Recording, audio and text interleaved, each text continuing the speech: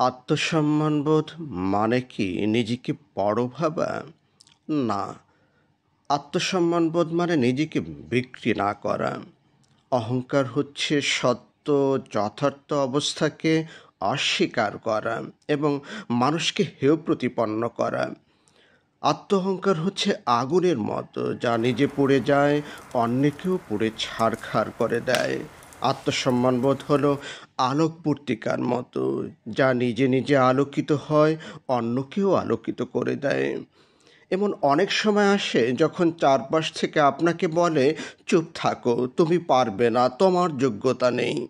ঠিক সেই সময় আত্মসম্মান জেগে উঠে বলে, আমি আমার সীমা জানি, কিন্তু আমি তুচ্ছ নই। আমরা অনেকেই ভুল করে ভাবি অন্যের কাছ থেকে সম্মান পাওয়া মানেই আত্মসম্মান। কিন্তু মনে রাখুন, যে নিজের সম্মান দিতে জানে না, অন্যের কাছ থেকেও সে তা পায় না। লক্ষ্য করুন, আলী রাদিয়াল্লাহু তাআলা আনহু যুদ্ধের ময়দানে কি বলেছিলেন? তোমাদের প্রকৃত মৃত্যু অন্যের আনুগত্যের মধ্যে বেঁচে থাকা, এবং প্রকৃত জীবন হলো স্বাধীনভাবে মৃত্যু লাভের মধ্যে। কনফুসিয়াস বলেছেন, নিজেকে সম্মান করো, তবেই অন্যরাও তোমাকে সম্মান করবে। আত্মসম্মানবোধ মানে না বলতে শেখা, যেখানে হ্যাঁ বলাটা সুবিধাজনক। নিজেকে ক্ষমা করা, কিন্তু বারবার অপমান সহ্য না করা।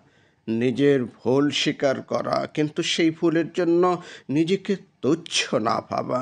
রবীন্দ্রনাথ বলেছেন, যে নিজেরা ছোট করে দেখে সে ছোট হয়ে থাকে। আর মহাত্মা গান্ধী বলেছেন, যদি আমরা সম্মান না দেই, কেউ আমাদের কাছ থেকে তা নিতে পারে না। প্রত্যেকবার যখন আপনি নিজেকে অবমূল্যায়ন করেন, তখন আপনি নিজের ভেতরের আলো নিভিয়ে ফেলেন। আর যখন আপনি নিজের আত্মসম্মান ধরে রাখেন, তখন আপনি জ্বলে উঠেন, নীরবভাবে কিন্তু শক্তভাবে। তাই আজ নিজেকে প্রশ্ন করুন, আমি কি নিজের মূল্য জানি? আমি কি নিজের ভিতরে থাকা সম্ভাবনাকে সম্মান করি? আত্মসম্মান শুরু হয় নিজের দিকে তাকানো থেকে, আর শেষ হয় সেই মানুষটিকে শ্রদ্ধা করতে শেখা থেকে, যাকে আমরা প্রতিদিন আয়নায় দেখি।